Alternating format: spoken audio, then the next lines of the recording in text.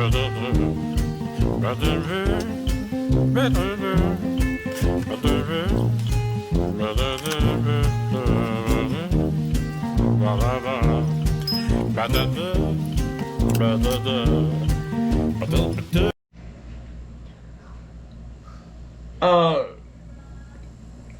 keep getting people asking me about that scooter that was donated to me a few months ago that was free. It was from somebody called Patriotic Kenny, and it was a brand new scooter, nice little scooter, but it was a very small scooter. I started using it and it kept getting stuck. I'd go out in the yard, it would get stuck in the grass. The wheels on that thing were only 6 inches. The wheels on my old scooter that I've got sitting out there that don't work anymore, they're 10-inch wheels. And it didn't get stuck with me. Well, occasionally I'd get stuck. But that new scooter I got, it was very small. I appreciated the Naparuski put me in for that. But it was just too small and I was getting stuck, and I'd have to sit there till somebody come along and could push me out. So I was afraid to use it. And I contacted the VFW and see if I could donate it to them and they could find somebody that really needed it. And that's what I did. I donated it to the VFW, and they give it to this little old lady that really needed a scooter. She's not a veteran, but they give it to her. She couldn't afford to get her a new one. Her old one took a dump. So that's the skinny on that new scooter that people keep asking me about it. So I'm putting everybody on notice right now that that's what I did with that scooter. In hindsight, if I'd have known my regular scooter was going to take a dump, I wouldn't have given it away. It would have been better than nothing, which is what I've got now is nothing. And it's driving me up the wall. I'm assuming that they're going to make me an appointment at the clinic in Gainesville, and I'll have to go through that whole routine again. Go over there, and they got a bunch of different ones sitting out there, and you pick one that you want, and then they order you one. I don't know how long that's going to take, but it's driving me up the freaking wall. But that's the skinny on that. Let me adjust that. Yeah, that's not more like it. My glasses are reflecting the screen off of my computer. It's sitting over here to my right.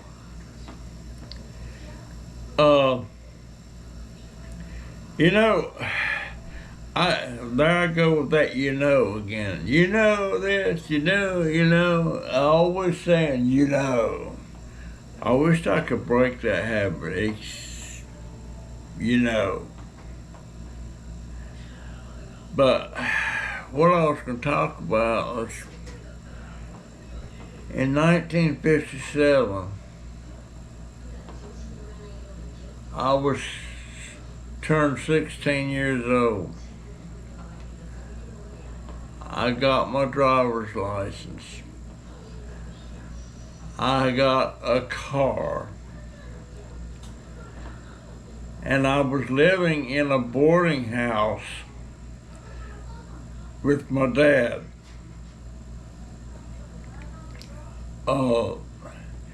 He it was that was the only family thing I had at that time. My mama was in Florida, and it was just me and Daddy. I didn't have no other brothers and sisters with me or anything. It was just me and Daddy. And Daddy was an alcoholic. He when he was off, when he wasn't working, he'd be out. He'd run around with this guy named Willie Allister. They both worked at the same place.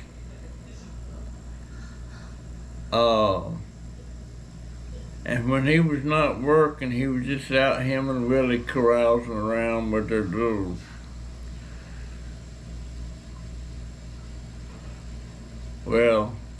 whores.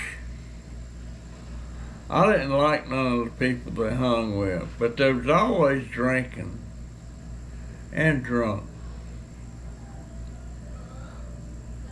So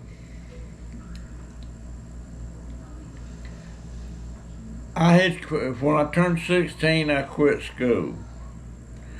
I got my driver's license. I got a car. I got a rupture or a hernia from where I was working, and had insurance and everything. When all that surgery and everything was paid for, there was some money left over. It was over $300. And Daddy found me this car, a 1947 Chevrolet Coupe. Nice little car, $300. So I didn't have any car payments. I don't recall if I had to have insurance back then or not. I don't remember. But my life, I didn't have any family, whatever. And in hindsight, I really was lonesome, very, very lonely. And I remember Christmas Eve of 1957, I had a car, but I was just, Christmas Eve, it was kind of cold, and Daddy was out carousing around, and I was just there at my room by myself.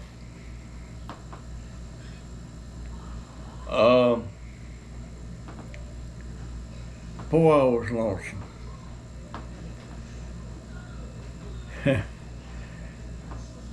And I just started walking, I lived at 728 North Cherry Street, and that was about 10 blocks from the center of town in Winston-Salem, North Carolina. And it was a pretty big neighborhood.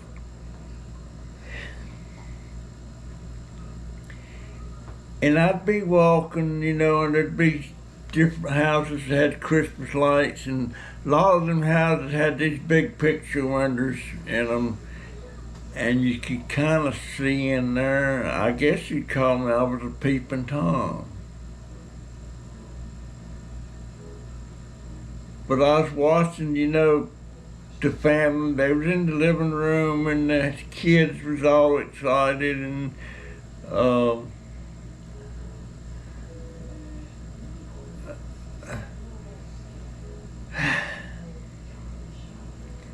God, that was a terrible feeling. I didn't have nobody.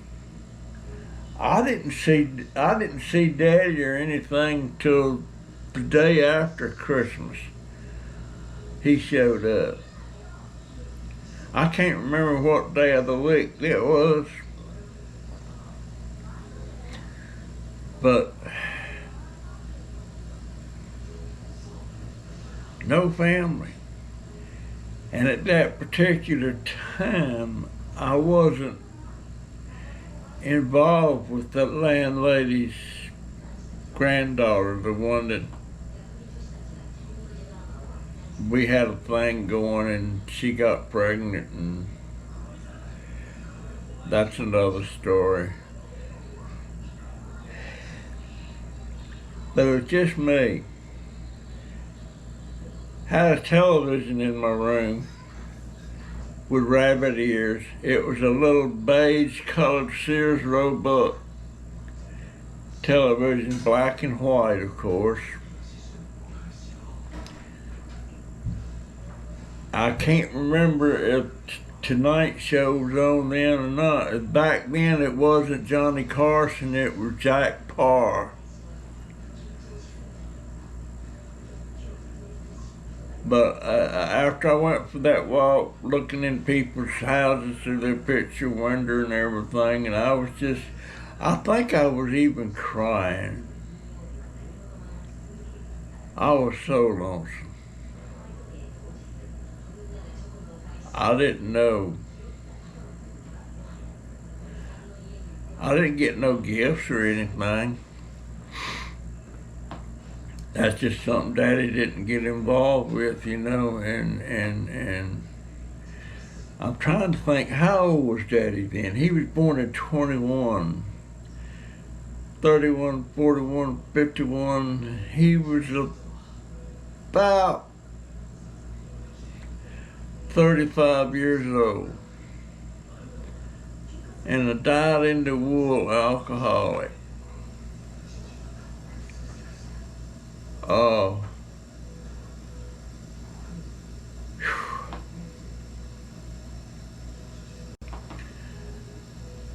I tell you what, me and my brothers, I hate to say it about my mom and daddy, but as far as a nice family and good dad and a good mama, we got shortchanged. I had my daddy come from a large, from nine. He had 9 brothers and sisters, and every one of them brothers and sisters were great people. They did all right. They mostly were farmers, except for 2. My daddy being one of them, and Uncle Aubrey, his brother, being the other one. They were both alcoholics. The rest of them, well, there wasn't no more but Uncle Jack, Uncle JB. Most of the rest of them were girls. But my daddy and Uncle Aubrey, our families got shortchanged. Don't know why. They were raised the same way, good Christian parents and all that stuff, but luck of the draw, I guess. But yeah, the Christmas Eve, I was out walking around the neighborhood, and I actually, I actually got craving. There was a barbecue place called Pulliam's Barbecue, and they're still running today. And when I got done walking the neighborhood, I jumped in my car. I drove over to Pulliam's Barbecue, which is about 5 miles away, and got me a Christmas present, which was a Pulliam's Chop Barbecue. that was so good. And there was hardly anybody at the restaurant. Must have been only a couple of people in there. But if I was able and had a car and had a driver's license and the money, I would drive to Winston-Salem, North Carolina, and go to Pulliam's Barbecue to see if it's as good a barbecue as it was back in 1957. That's where me and Gail, the girl, my landlord's granddaughter, me and her used to go there a lot and get a barbecue and a slice of chocolate pie. Boy, that was good chocolate pie. It sure was. And there was another place, I don't know if these places are still going or not, it was called the Toddle House. Or was it the Huddle House? I can't remember. I don't know if they're still going or not, but they had the best chocolate pie.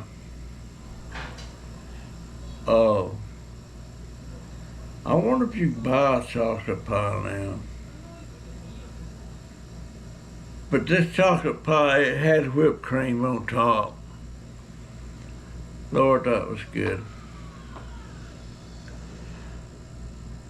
But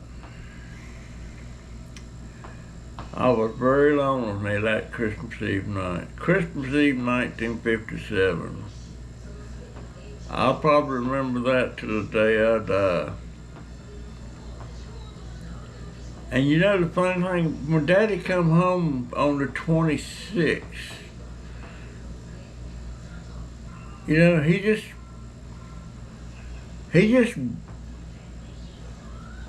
come home. Willie brought him home. Daddy couldn't drive. He didn't have a driver's license. Willie dropped him off. He come waltzing in the room there. And I could tell he'd been drinking. And he plopped up, we slept in a double bed together, and he plopped down on that bed, laid back on the pillow, lit him up a cigarette, and he was sitting there holding that cigarette in his hand, and he conked out. I had to take the cigarette out of his finger. He'd set the darn bed on fire.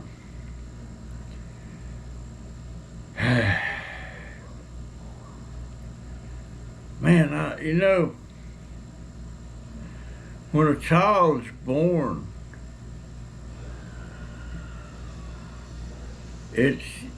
you are so vulnerable, you know, you're at the mercy of the parents that had you. I tell you the truth, I don't know how I survived to adulthood, because there's so many things that happened, you know, that,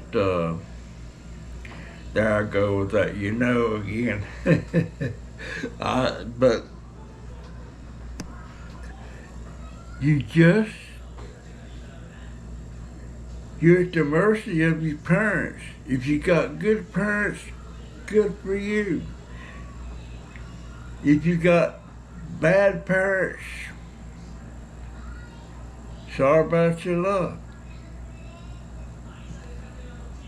And I can remember only a couple of times that my mom and daddy, one time it was snowing. There was a lot of snow out there, and Daddy and Mama got out there in the backyard playing in that and throwing snow at each other. They were just having such a wonderful time, and I thought that was so neat. And I must have been 8 or 9.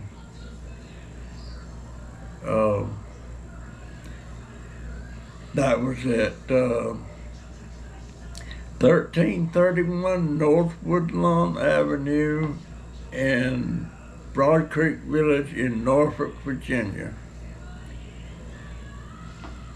Daddy drank. He'd come home drunk every weekend.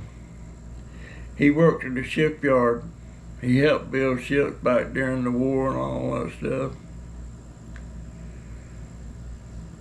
But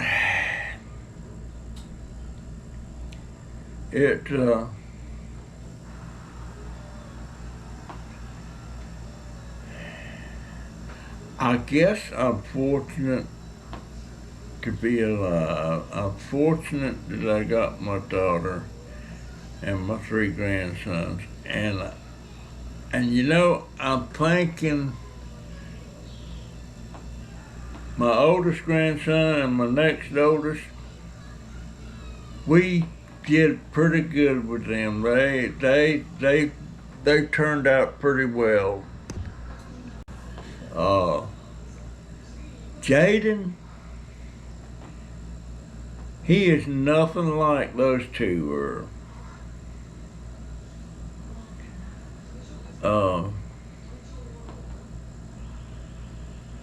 Just, he has a chore, supposedly. Every day, we accumulate a bag of garbage every day, and that bag of garbage needs to be taken out to the curb there where the garbage cans is at and everything, and set in one of them cans. Well, he won't voluntarily get up and do it. And if I don't say anything, it don't get took out that day. And 2 or 3 days later, there's 2 or 3 bags of garbage there. So then I got to tell him, get up. I call him out there. I take this stuff to the trash. It's stuff, it's not major stuff, but you know, it's just stuff that the other boys did, that they were just perfect boys, you know. They were so good that I often thought or said to my daughter, I said, it worries me that they don't do nothing wrong. How many people say that about, they don't do nothing wrong? And Joey, he never had all the way through high school and school, he never had a girlfriend. He just wasn't interested. He had a friend that was a couple of years younger. No, they were about the same. Let's see, Joey was born in 99. She was born in 95, so that was the age difference. But he loved being with her. He loved playing with her and stuff like that. But as far as any kind of female friend, that was the only one. Her name was Brittany.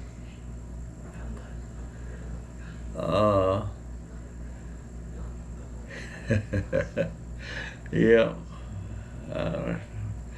I guess Brittany would be about, let's see, 95. She's about 27. Let's see, 23. Oh, Lord, she's pushing 30. Holy crap.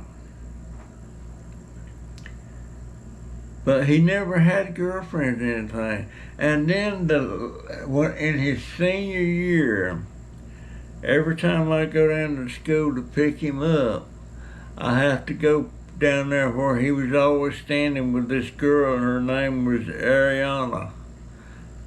She's a Puerto Rican, pretty little girl. And he really had a big crush on her. And he was always getting little gifts and stuff. But she didn't want to be girlfriend, boyfriend. She just wanted to be friends. Well, that bothered Joe. But when he graduated high school, she still had one more year to go. He found a girlfriend. Her name was Madeline. Could not stand that husband, just something about her. And once he got that girlfriend, all of a sudden Ariana wanted to be his girlfriend. But you know, like, it's almost like he was saying, too bad that ship's done sailed. But he's still friends with her now. My daughter's real close friends with her mom. But that girl has turned out to be a basket case. The other day, they couldn't find her.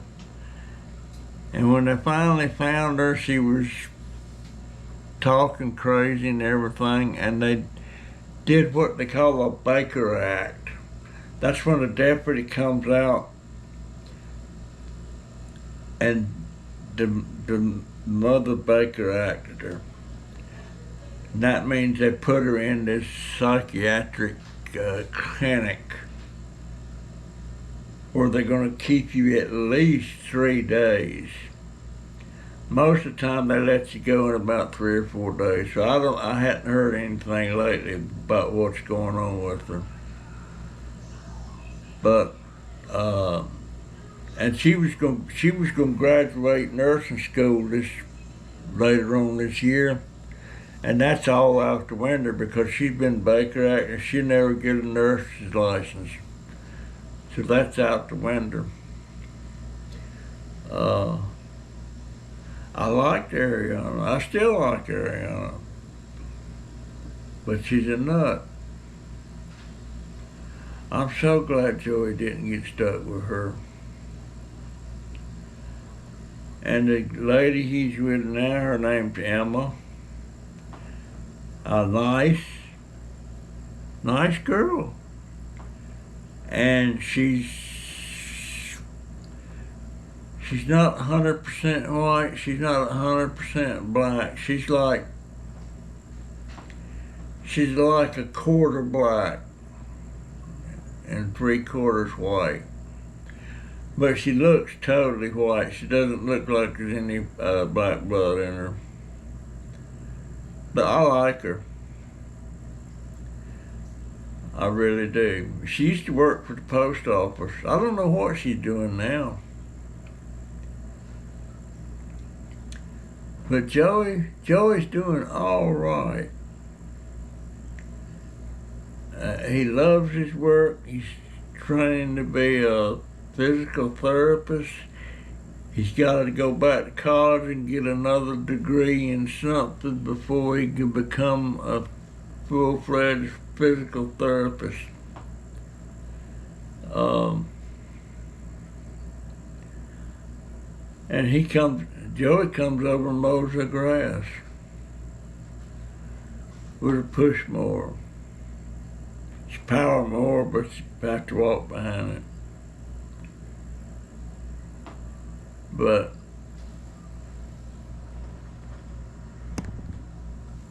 I wish he was going to take me. He owes me a dinner for Father's Day. He wound up just bringing me a dinner from Long John Silver's, shrimp and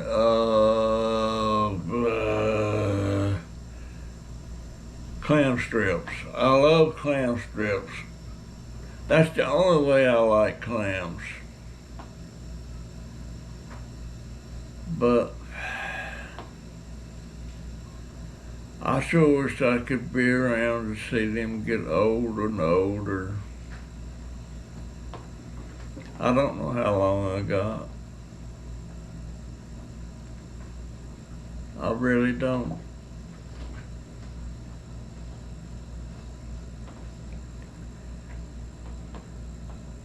And truthfully, if somebody said,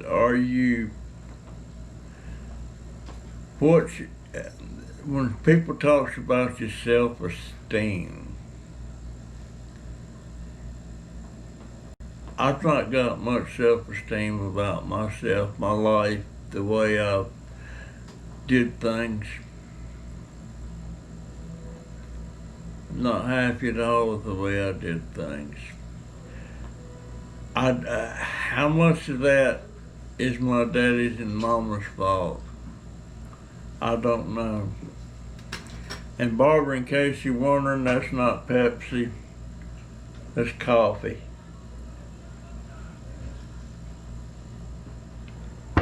However, just a minute.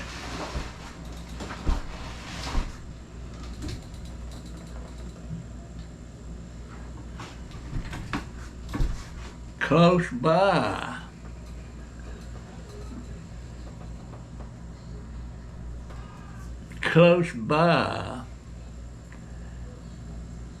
is a little bit of Pepsi in there. I'm not drinking much drink. I didn't know these drinks were sweetened with aspartame. They say that's not good for you. I don't know. But I don't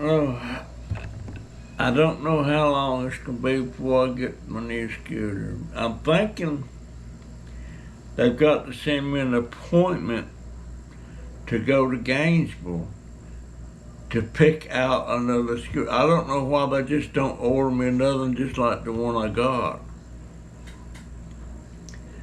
But I have wore that thing slap out. I mean, I was there for about 2 years after I got it. I was putting about 10 miles a day on that scooter, maybe more. Now, 10 miles a day times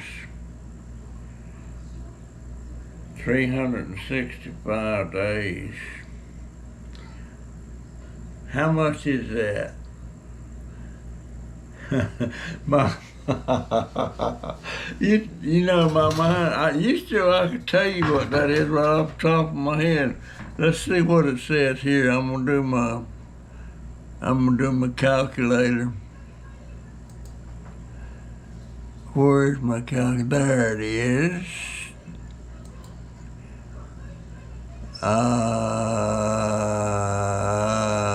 365 times. Now wait a minute. I don't know how to use this dang computer. I don't even know how to use this calculator. All right. Let's clear it out. How do I clear it? Good Lord. Clear entry.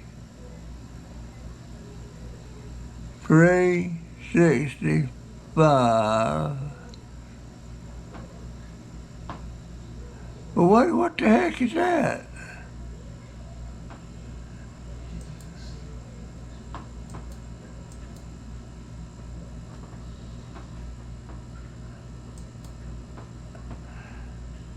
Three 65 times 10 equals, good Lord. That means in a year's time, I was putting about 3,650 miles on that thing a year. Times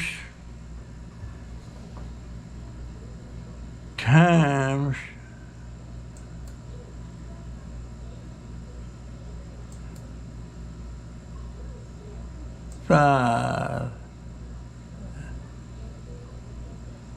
equals, good Lord. That means I put approximately 20,000 miles on that scooter. They're not supposed to last that long. 20,000 miles. Actually 18,250, but it's probably more than that.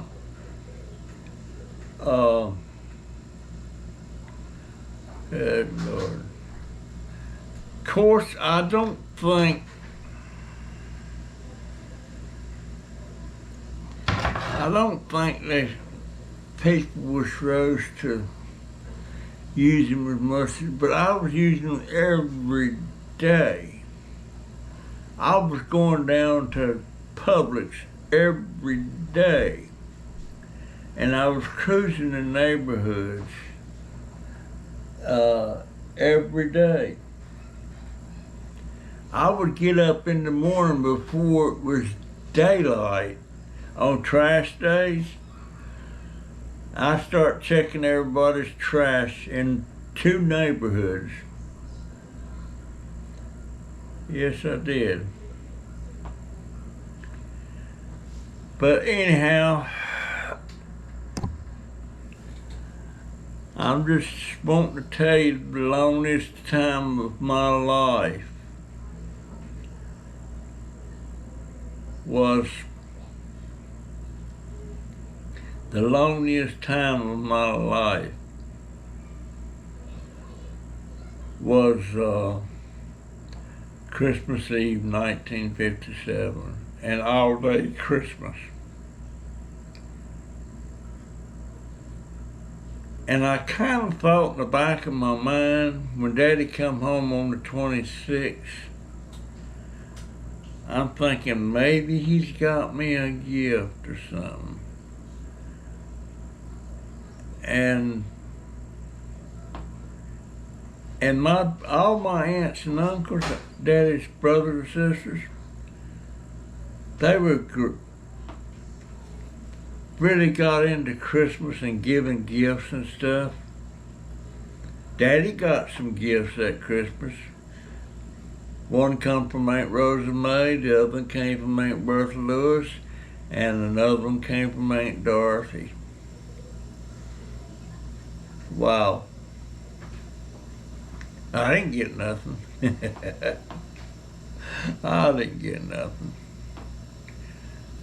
Did y'all notice I've cut my hair and shaved off most of my beard? I'm really wanting to shave it all off, but my daughter wants me to leave it. So, I don't know. Anyway, folks, I appreciate y'all so much. And I've read somewhere, I've been talking about this Sleeper Dude 88 channel. I read a status report on him somewhere. I don't know what it was doing on there. But his name is Josh Dillon. He has 3 kids. Ralphie, the boy, is about 11. The oldest girl, her name is Wawa, W-A-W-A. Now, I don't know if that's the real name, that's what they call her, Wawa. And the youngest girl, her name is Squeezy. Yeah. I love that channel.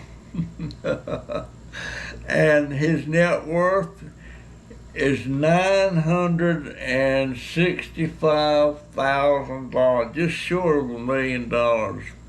Now that's including everything, his home, his business, and he makes anywhere between $7,000 to $17,000 a month off of YouTube. He gets a check between $7,000 and $18,000 a month. Wow. So yeah, he quit his job at making $130,000 a year, and he's doing okay. That's crazy. Them goats he's got on there. I could not stand them goats. Always getting into stuff and jumping up into cars and just that drive me crazy. they got goats. They got a pet pig. They got cats up the wazoo. They got a couple of dogs. I don't know his wife's name, but I sure love his channel. It's just a clean, fun family, and he's been doing that ever since he's been doing that over 10 years. Anyway, folks, that's my story today, and I'm sticking to it. And I'll see you in the next one. I promise. I got to stay busy. That's all there is to it. See ya.